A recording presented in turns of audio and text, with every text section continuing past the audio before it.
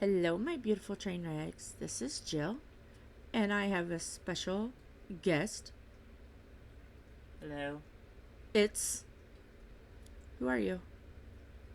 Philip. Philip. My son Philip. We're going to do a documentary today about the Queen. He's Well, going to help me. not exactly about the Queen, But but the it's. royal family in a way. Yeah, so before we get started, I am working with my Diamond Art Club pens. I love them, they're gorgeous. Yay.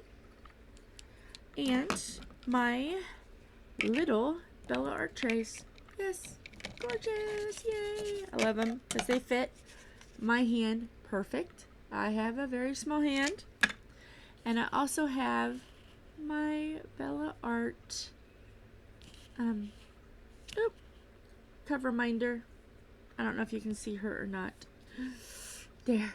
It's kind of dark. There she is. She's going to be there just hanging out with me. And we're going to be talking about royal family.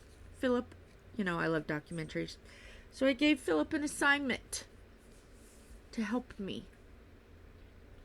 So Philip, I'm going to get started. Alright. Go forth.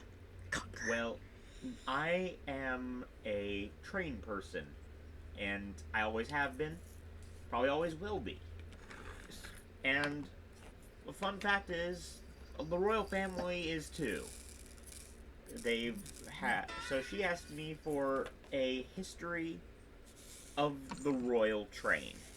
Now, I will admit, the research kind of went beyond that, but we will be doing a pretty standard go around with everything. We'll start at. We'll be predating Elizabeth for a good chunk of this, actually. And we will be going on to the royal train of today and some inspirational moments involving trains with the royal family. As the cats. Pardon the have chaos. They're used to it. Yes. They're fine. Alright. We don't turn phones off. We don't really close doors much. We just let chaos happen. This is why we're a beautiful train wreck. Well, the first known royal family member to take a train ride was the Dowager Queen Adelaide, all the way back in 1840. Now, we know that Queen Victoria would have been the first official monarch to ride the train, and that would be in 1842. Fun fact, the first royal to actually get their own private coach was the Dowager Adelaide, not Adeline, in 1842, same year the Queen first took her train trip. And if you want to see Adelaide's coach, it's at the National Railway Museum in York. Now, ever since Queen Victoria, royal train trips are by invite only and are very exclusive. They really are only meant for the four most senior members of the family, with exceptions. In fact, to date, Harry has never been on the current royal train. This will become ironic later.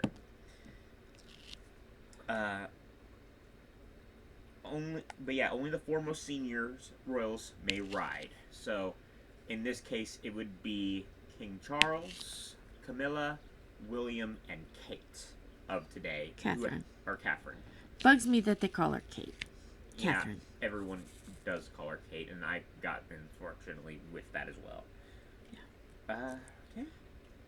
Now, obviously, it depends on the state of the world, but realistically, the royal train only makes about half a dozen or under a dozen train trips per year these days. And that's partly because the royal train is kind of a controversial topic in today's world because of the taxpayers' dollars affording it for the Sovereign Fund. Um, but it is still an important part of history, and as such, when they originally were going to retire the train, I believe back in 2017, 2018, uh, a group went ahead and preserved it so that the royals could still use it. Now, Victoria, again, was the first royal to monarch to officially have a royal train, and but before that, her first train trip at age 23 was from Slough to Paddington, and it turns out Albert loved trains so much that he convinced her to keep going on them. And at the time, this was kind of controversial because there was a thing, a belief called train madness at the time, where if you went over 40 miles an hour, you would go mad. Obviously, this is not true, but Victoria did take it seriously. As such, there was a speed limit put on her trains, and the trains still go at a slower speed than most rail runs today, even. But her speed limits are officially marked as 40 miles an hour in the day and 30 miles an hour at night. Hmm. Interesting. And Victoria, over time, would fall in love with the royal train herself. She would ride it up into her death. Ah. And that will be another topic that I'll come back to in a little bit. But it, but until 1869, just any hired train would be used. But in 1869, Victoria herself would commission the first royal coaches with her own money. Wow. Those coaches are also preserved at the National Collection, and they show her very much style, to say the least. A lot of blue satin lamps and all this stuff. And Victoria actually found it her duty as a monarch to see her people. That was what she personally believed in, is as a monarch she had to be there for her people. So she would use the train mostly for that. Now, I already mentioned the speed limits, but the fun fact is she was also very health conscious, along with the train madness rumor. As such, she would not eat a meal on the train. She would insist to stop at station cafes or wherever so they could stop and eat. Okay. That's interesting. Yes. She also was believed in innovation of technology. As such, her royal coaches had lighting, which was non-standard at the time. Yeah. And it even had its own toilet, even though she famously never used it. Oh, okay. Fascinating. Yep. Now, Royal Train Protocol states that the Royal Train always takes precedent. This means that it doesn't matter if it's a coal train in front of you, an express train, or a daily commuter, the Royal Train always will take main priority. That has changed a bit in modern years, but for the most part, Royal Train always had to come first.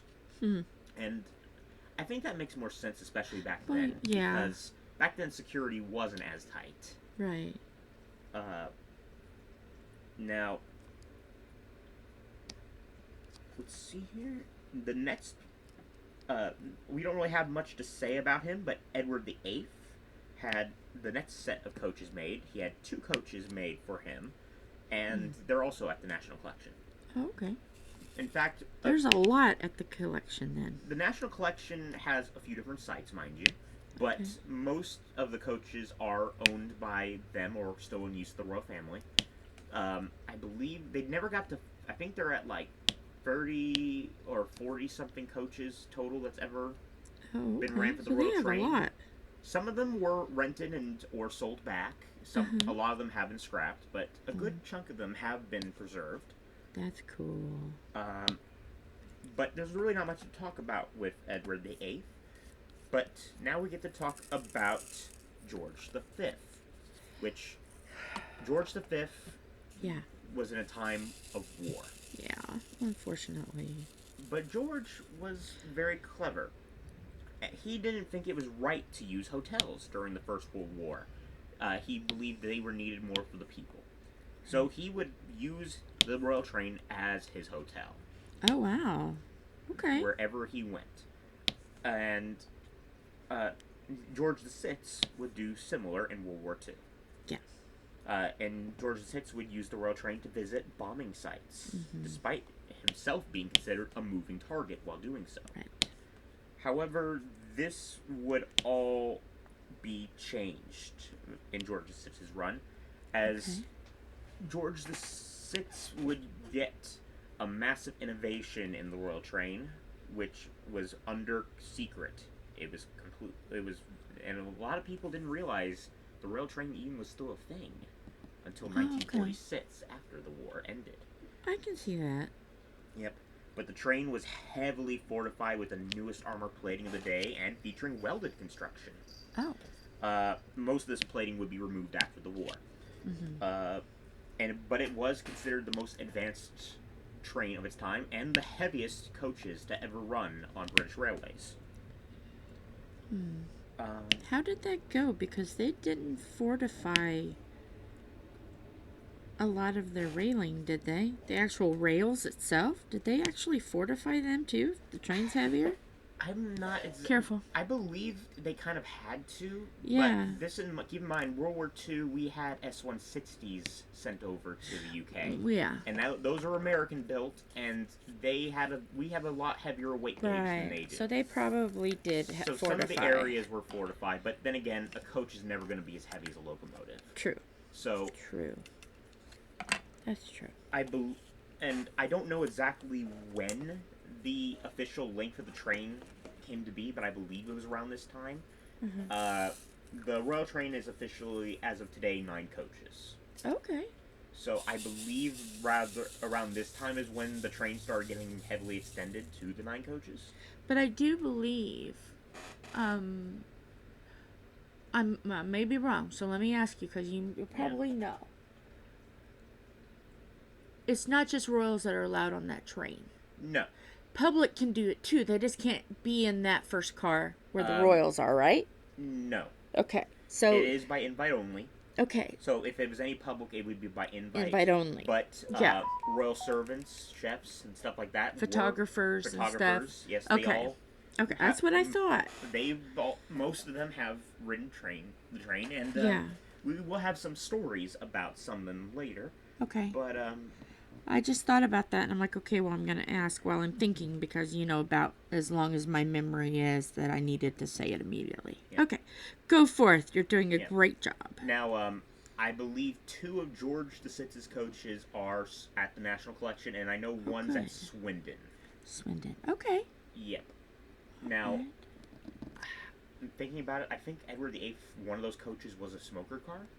Ah. I think. Again, don't quote me on that. I didn't really find much info on Not going to quote you on it. Okay. And we will link where he got this information, the videos and stuff, so you can watch it. Yeah. Most of this information did come from a PBS documentary about the Royal Train in 2020. Awesome. It is on YouTube. It's not in the greatest quality, but it gets the point. Yeah. Okay. But yes, this Royal Train was kept secret from the... I'm not trying to. Okay. I just got to move my screen. But the Royal Train was kept secret until 1946. Okay. I don't know what month this was, but it apparently traveled 2,750 miles in 1 month. Wow. That tells you how busy George was in that time. Yeah. Well, it makes sense. You want to be out where your public can see you. Yep. Another fun fact about these armored coaches is Elizabeth, George's wife, not the daughter, the wife, Queen Mum. Yep, did the inner design of the trains. She was an actually amazing woman. Yep. She was one woman that even Hitler feared. Yep. He said he even feared Queen Mum. Yeah, but she did the inner design of the train, including Yeah. phones, the first instance of air conditioning on trains, and a bathtub. Really? Yes. Now, here's a joke about the bathtub. Okay. So, in wartime, there was water rationing, Yes. and they had you put a red line on the bathtub to symbolize how much water you can put in your tub. It was like 6 or 7 inches, I think, is what Yes. I listened to documentaries about war rations and war stuff, and I believe they could only have like 6 or 7 inches of water in their tub. Yes, and the bathtub on the Royal Train was the same. However, it was more of an ironic joke because unfortunately, you couldn't have water over that line in the train anyway, because if it was moving, the water would splash out. Right. So, the line was kind of there just to say, yeah, Hey, you are doing this. Yeah, that's just what they did. And I believe, let me think. I won't be able to tag it, I don't think. But I was watching a documentary about her, and she still had to have a certain temperature, and it didn't have to be much water. She continued that, but she always took baths. Yep. Queen Elizabeth did. Yep, and then there was... This is another fun fact that was just mentioned in the documentary. There is a lot of royal documents about the royal train that came from the archives. One of which was the exact placement. Everything in that coach was exactly placed in that bathroom, including the toilet paper holder, which had to be exactly so. Okay. So it went down to every little detail. Right. But that kind of makes sense, because when you're in a train and you're swaying back and forth, if it's not in your reach, that would really stink. Literally. Yeah. Now, obviously, this train wasn't as luxurious in the same way as it was for Victoria. Victoria had a lot more decoration. In fact, Victoria basically packed up the palace to bring with her every time she went on the train. Okay. The loading of the train took longer, and the loading and unloading the trains usually took longer than the train rides themselves. Wow. She would bring her furniture from the palace, most of her servants from the palace. Victoria was very fancy. She was fancy. George, at the meanwhile, while he had more technological advancements, was a little bit more Spartan. Yeah. But the next innovation of the train would completely change everything, and this would be the Elizabeth II's Right. Silver Jubilee train. Oh, yeah. Which would be the next innovation of the coaches. Mm-hmm. It became pretty practical for Elizabeth, more than the beauty and everything. And it only had a budget. It's the first train, I believe, to have a full budget of only 320,000 pounds. She wasn't much for wasting. Even like, they said that if she had a biscuit cake, which I can understand because biscuit cakes are amazing. And, she would get a slither of it, and if she was going somewhere, instead of them making her a new cake when she was there, she took that cake. She didn't waste anything. She was a very practical woman. Yep. But she did have some peculiars that she wanted. Okay. For example, she wanted baths on the train, but she wanted a full bath. So anytime she wanted a bath, the train would stop for 2 hours, I believe, so she could have a full bath on the train. Okay. And Philip actually had a personal request for his bathroom, and that was a shaving mirror next to the toilet so he could shave on the train. Okay. Yes. Well, then maybe at the beginning her 7 inches was because it was at that time where there was rationing, and maybe as she got older she wanted a big longer. Well, keep in mind, longer and bigger bath. The original bath was with George VI's in mind, so. Yeah. So, okay. Now, there were precautions changed with that royal train as well, though. First off, it was fully armored from the get-go. Yeah. It wasn't just modded over time. Next is the royal train's crew never knew if there was a member of the royal family on board of the train. Huh. Until they were moving, no one knew. Okay. And the engineers never knew if there was a Oh. royal on board. Well, I could see that because if somebody was mad at her or wanted to get even with her, they could do something to the train.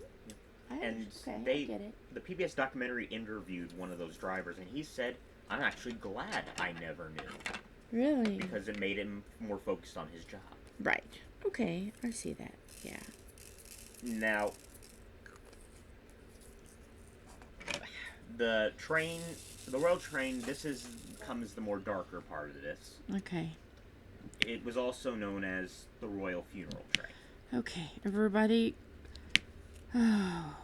Because Clamp on. Hold on to your buffers. It's gonna get dark. Okay. For the most part, members of the royal family did not die in the palace. They died in their other homes. Right. Across the country. Yeah. And this started all the way back with Victoria herself, as her final train would be her funeral train. I believe it was from London Paddington all the way back to Windsor for the mausoleum. Yes. That would be the first funeral train from the royal family, and I believe George V and VI were the exact same. Mm-hmm. I do not believe, and while she didn't ride the train, she used a hearse. Yeah. Diana's death, the royal train actually did cross over the funeral procession at one point along the journey. Betty, no. There's Betty, our diamond painting panther kitty. But so yeah, the royal train has taken part in funerals for the royal family since pretty much the beginning. Yeah. Yep. Now, one thing to keep note is Queen Elizabeth II considered the royal train her home away from home.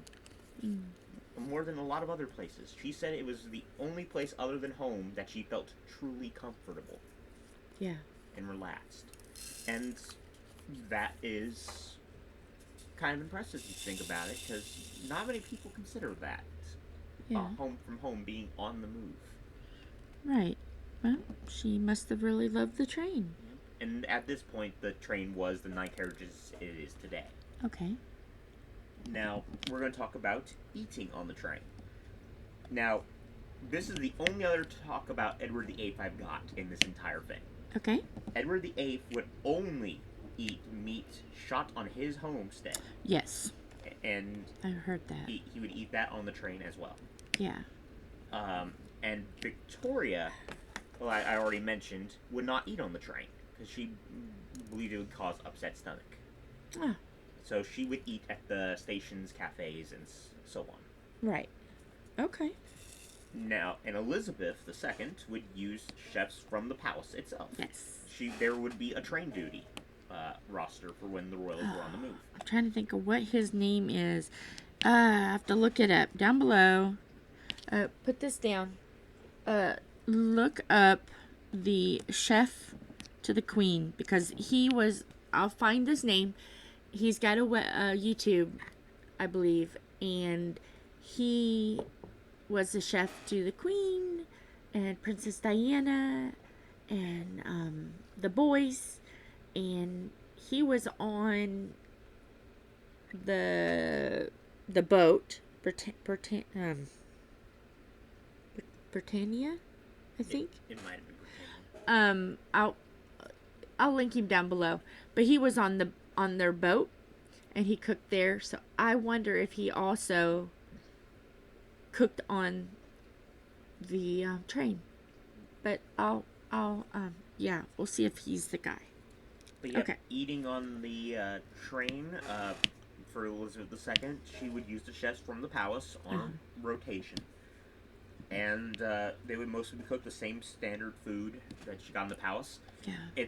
With a few exceptions, and if they did not have something on the train, which, keep in mind, these trains were planned out months ahead of time, including meals. Right. But if there wasn't somebody on the train, it wouldn't be far-fetched for them to run to a Tesco and grab what And they grab needed. it. Yeah.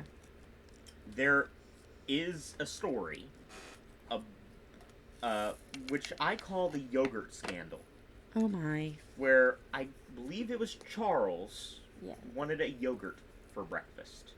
There Uh-huh. wasn't any yogurt on the train.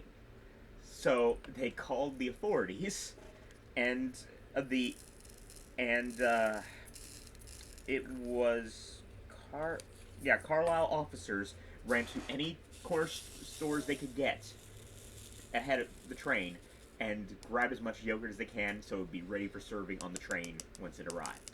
Yeah. So that I call as the yogurt scandal. Elizabeth would have regular tea time on the train, Okay. and if Queen Mum was on board, she would offer people heart center chocolates. Aw. Now, she would offer the heart center because she couldn't eat them and she wanted only the soft center ones. Yeah. But she offered them. Yeah. Because Queen Mum did ride the train with them quite often. Right. Well, her husband loved the train, so only makes sense. Now, I have not written down every, funny story that's happened on this train. 'Cause Okay. There's a few incidents that have happened on this train, and some of them are not that nice. Okay. But, there was, a few stories of interest. One featured Diana. And I call it a prank, but it's not really a prank per se. Now, there was, I don't know the official position's name, but there's a guy that, on the train that talks to the signalman and stuff like that. Which, usually you don't have that on a train. Usually the signalmen are given the timetable, but the Royal Train was a little bit different priority. The guy on the train was talking to, I believe, a signalman named Sid. And Diana showed up. And he said, "Can you do me a favor, ma'am?" And she's like, "Well, I'll see what I can do. Just send out that message right there." And she did. And then he told Sid, "You know who that was?" He's like, "No idea." "That was Diana." And he's like, "No." Yeah. Let me tell you something about Princess Diana. She was a jokester. She loved to pull pranks and jokes, and she was a lot of fun. So, she was I believe they call it nursery there. She was a nursery teacher, and before she was married into the royal family, and she loved a kid and make jokes and just do funny little things. So yes, I can see her. I can see her face just laughing at that. Now we're going to talk about the train drivers. Because the Royal Train drivers had to be very skilled. Because unlike other train drivers where you have to stop within a few feet of where you want, they had to stop within a few inches. Because the royal door on the carriage had to match up with the red carpet. Right. Always. So they actually had, in PBS, they had a demonstration of one of those former drivers on the Royal Train showing the skill to do it. It is not easy. It takes a lot of gliding and a lot of trust in yourself. Yeah. They mentioned only one instance where they missed the red carpet, and it wasn't exactly the train's fault, it was the station staff's fault. Oh. And the royal family looked down after the stool went put down, and they're like, "Where's the carpet?" "Oh, the porter's carrying it between his legs, running down the platform. They put it on the wrong platform." And they burst out laughing. Oh, I can see that too. Oh my gosh, that is so funny. I don't remember who the royals on the train were for that one, but... Well, if it was only uppers that could, then at that time it would have been Philip, the Queen, Charles, and Charles Camilla. and Camilla, or Charles and Diana. Yeah. I don't know which ones it was, because not all the royals arrived at the same time. Well, any of them would have thought that would be amazingly funny, because they all have a very wicked sense of humor. Yeah. It is known that for Christmas, instead of buying them practical gifts, they all give each other gag gifts, because they had that sense of humor. So, you never knew what you were gonna get. Now, at the beginning of this talk, I mentioned it's very ironic that Harry has never been on the royal train. Yeah. That's not only because he loves trains himself, it's because his wife has. As welcome to the family for both Catherine and Meghan, the Queen took them on journeys on the royal train. Oh, well, that's cool.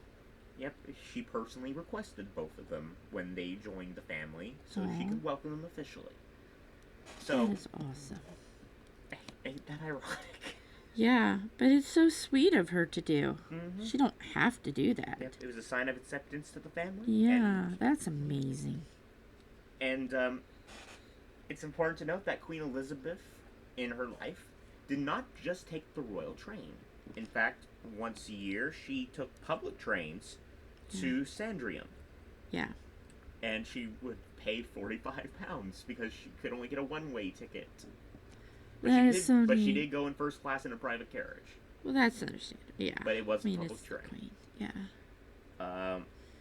Now, the most recent notable tour of the royal train was back in 2020, where Charles and Camilla took the train to thank key workers during the pandemic. And that was when they were Duke and Duchess, right? That they were still Duke and Duchess. Yes, that was before the Queen had passed. Yes. Well, I should say Prince Charles Yeah, and the it was Duchess Prince. of Cornwall. Yeah. Yes. Now, we're going to talk a little bit about the engines that carried the train, because most of the engines were hired out. There's only ever been 4 official engines of the royal trains, a pair of Class 47s, and those were replaced by a pair of Class 67s. I believe one of the 47s is at York. The 67s are still technically serviced with the royal train. I don't know where the other 47s ended up. I know it still exists. Okay, what is the difference in those trains? Do you know? Other than age, it's type. I believe 47s were diesel hydraulics, I believe, whereas 67s are just straight diesel. Okay. The 67s are faster and more powerful as well. Okay. Now, I just wanted to know the difference. I do have a list of steam engines that I know have taken the royal train. Okay. Union of South Africa, which is an A4 that just retired. Okay. The newest steam engine in the world at the time, Tornado. Obviously, there's more newer steam engines now, but when Tornado came out, it was the newest thing. Duchess of Sutherland, which Duchess of Sutherland I will be talking about more in a second. King Edward II, which is a Great Western King class. Okay. Britannia, the patriarch of the Britannia class. Clan Line and Princess Elizabeth, the engine named after Elizabeth. Yeah. Duchess of Sutherland is more iconic because it was the first steam engine to pull the train in 35 years, back in 2002. This was for the 160th anniversary of the royal train. Awesome. And she would pull the train more than that. Now, we're going to talk about some engines that were named after royal family members. Okay. Famously, the Great Western King class, all their engines were named after kings. I believe there are 3 left. King Edward I, King Edward II, and George V, I believe, are the ones that are left. The princess coronations, there is... they were all named after princesses. Yeah. There was the Duchess class, which are kind of an offshoot of the princess coronations, named after royal duchesses. And there was a standard class named Duke of Gloucester. Okay. After the Gloucesters. Yep, and that was a one-off engine. And then more recently, Taw Valley, which is a Southern Bullied engine, was renamed temporarily to Queen Elizabeth II for the 75th anniversary of the Platinum Jubilee, and was painted in the platinum purple. Oh, cool. I love that. And that was the same year that a new Purple Line subway was opened by the Queen herself in A honor of. subway? It was a subway line. I didn't hear that. I didn't Okay. hear much about it either, but I think Wow. it was just a rename of one of the other subway lines. But Yeah, it but was still, you it don't was turned hear into about. it was turned into the Purple Line, and she was there for its opening. Aw, that's awesome. I Uh, love that. Now, I did leave one engine off of the engines that have carried the Royal Train because this one has carried it recently, and you already know about this engine. The Flying Scotsman. Yes. It carried the Royal Train for the new King in 2023, with the King Awesome. even getting into its cab, Awesome. which uh, I will be mentioning in a minute. But King Charles really loves getting into the cab of locomotives. So, Yeah, that's cool. but yes, uh, another thing to note is when the Queen was first coronated, the Reverend W. Audrey had sent in the Railway Series books as a gift to Charles, Oh, how neat. and I don't think he ever got any message back, but we know for a fact that Charles did read them. Oh. And of course, Audrey had written in a royal visit to Sodor as a book in the official timeline. Cool. And the very end of Thomas the Tank Engine, in its traditional format of, in this case, the CGI, but the end of the traditional series, the last episode was where Thomas had to assist the royal train. Oh, awesome. So the royal family has had a big part in fictional trains as well. Right. Now, the last part I want to talk about is not officially about the royal train, but about a railway that's been heavily affected by the royals, and that is the Talclin Railway. They were the first preserved railway in the world. Cool. It's important to note their first official, and we have a video that we'll link for the Talclin Railway's history as well. Mm-hmm. They originally had a railway act signed by Queen Victoria, and that is what they still run on today. Okay. But then the next time the railway had any royal insight was actually Elizabeth's coronation, which they set up their own royal train with Edward Thomas leading, some of the original coaches, and a custom plaque and ribbons and bunting everywhere. Now, there was no royals present for that train, but they still served it as a glorious day. We had a new queen. Yeah.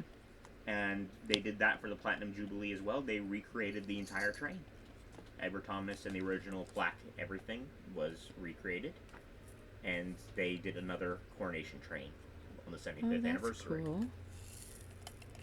In 1971, Prince William, the older William, Right. would become the royal patron of the railway, and as he came to the Talwyn for a journey. Oh, okay. In 1982, Charles and Diana would visit the Talwyn, being taken to the Talwyn by the royal train itself and interchanging at wharf. They were given gifts, including another set of the Railway Series books, including the newer books. Mm-hmm. And these would be for Harry, which we know he grew up with, as Harry did say that he did in an interview. Right. Charles would be going into their number 2, Dolgock's cab, while Diana would go to the Chorus saloon coach, which was handpicked ahead of time for her. And they had gotten all the gifts out of the way ahead of time, except for one.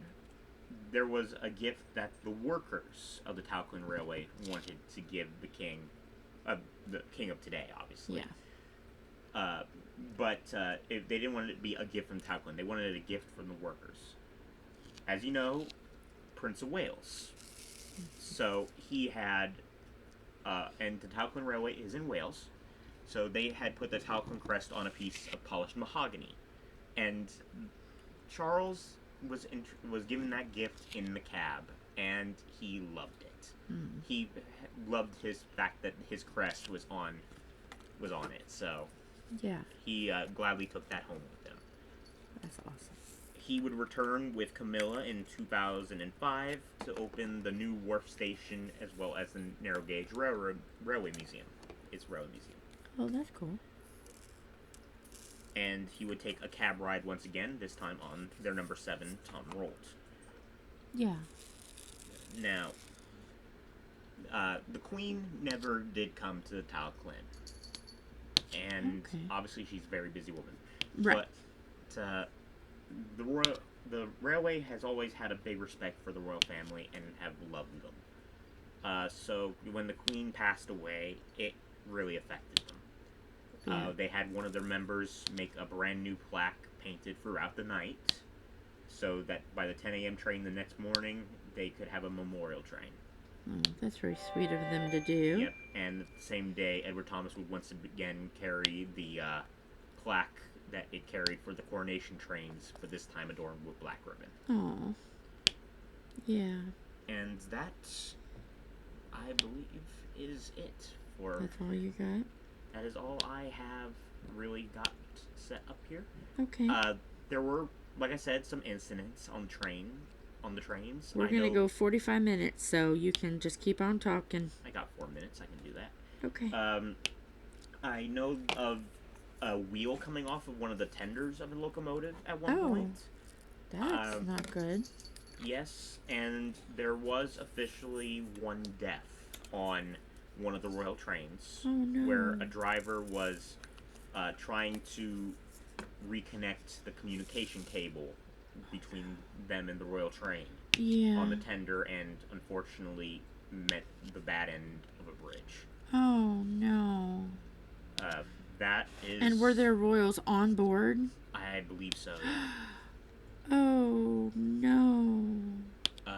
There was also one instance where one of their guards' pistols had accidentally misfired. No one was hurt. Oh, thank goodness. But the royals were on the train, and they actually didn't know that it hadn't disturbed them. They didn't find out till the next morning. Oh. Okay. Yep. Well, there's that. And I know of one instance where the royal photographer messed up. Oh, no. He was supposed to get a photo of the royals exiting the train, and first off, it already had been going a bit weird because he didn't know Queen Mum was supposed to be there. Oh. But then his flash didn't go off. Whoops. But then, like a stroke of brilliance, there was a hole in the roof of the station, and light shined down right on the spot that she was getting out of the train at. Oh, cool. Now, the Queen had been knocking on the window. She had already seen the flash had failed. Yeah. And so she had this big smirk when she came out on the train, off the train, and he got the photo. Yeah. And that's really the last thing I can talk about. Okay. He has done a very good job. You are a very useful engine, Philip. Well, good thing this thing didn't become a beautiful train wreck. No. It wasn't like it would be Monday's video where the camera froze and we thought the sound at least were going, and no, the whole thing shut off. So we didn't have an ending to that one. Whoops. So Tuesday when we go live, I get to explain, oh, by the way, the reason why. Yep, but we do have a minute left. Okay. So anything else you would like to share about trains and the Queen and royals, or? There's not much else to really say. The royal train, like a lot of things royal, it was shrouded in secrecy throughout most of its time, and only recently a lot of these documents have come to life, talking about these incidents and these little fun stories. Well, like I said, this documentary came out in 2020, so I recommend watching it. It's part of a 2-part series. The second part is about the royals in the air. Oh. And I haven't watched that part yet, but from what I was told, apparently when Catherine was on the plane, all her dresses had their own seat. Makes sense. You don't want to wrinkle. Mm-hmm. A woman should never wrinkle. I'm looking for my glasses. Glasses. Glasses. Where did you go? Oh, they're over here. Because I gotta have glasses on. I want to see what this looks like. Oh, she's looking pretty. Even though I don't know why that's like that. That's weird. But I know I that's... think that the color match might have been off. Yeah. Because I know I did the right color. Well... Let me just check myself. Okay, that is in. So let's see what in is. Is this in? Yeah. This is in. Why did they make her face like that? Well, Well, it's a case okay. of at the very end, if it doesn't look right, you can go in and fix it. And fix it. Yeah. If it looks really wonky and it don't look right, I can pull those and make at least that red. That is so weird. I wonder why they did that. But that's shaded there. It's shaded. It's a shadow, So maybe they just went the wrong shade of dark red. I don't know. Maybe, I don't know. We'll figure it out. I mean, her chin is dark too. Yeah, but that's more shadowed. Yeah, so maybe this is shadow of her nose. I don't know. But I am going to continue on. And then I'm only like really trying to capture, let me erase it, the face and the tiara, because this stuff is boring. See? It's just blue. It's boring. So I'm going to do all of that. And then we'll start working up her nose, her cheeks, her face. Yeah, that's what we're going to do. But I am happy because I didn't think... Try to back this up so you can see. I did not think, with also having Steampunk Kitty, this is where the train wreck begins. Philip is going, oh no. Yes, Wyatt knows to clutch his buffers. Because, Angela's going to do what she needs to do. But this is all that's left. This is it. Considering Steampunk Kitty was like 40 by 75 or 50 by 75, something like that. And then this is a 50 by 30. I wanted to get them all done in April. I'm doing this on 4/29. I am pretty proud of myself. Tom and I have done a really good job. And I think even Philip did a little bit on this too. So we're not going to miss April by much. So the goal of 2 by the end of April? Yeah. If there wasn't confusion and delay. We have a lot of things going on this month. Yes. So if there wasn't confusion and delay, we probably would have gotten it all finished. But you know what? Hey, I'm still proud of what we've done. And yes, I am just making a total mockery of this. You better end it because I think Tom is Yes, home. Tom just come home. I just heard his vehicle beep beep. So with that, bye.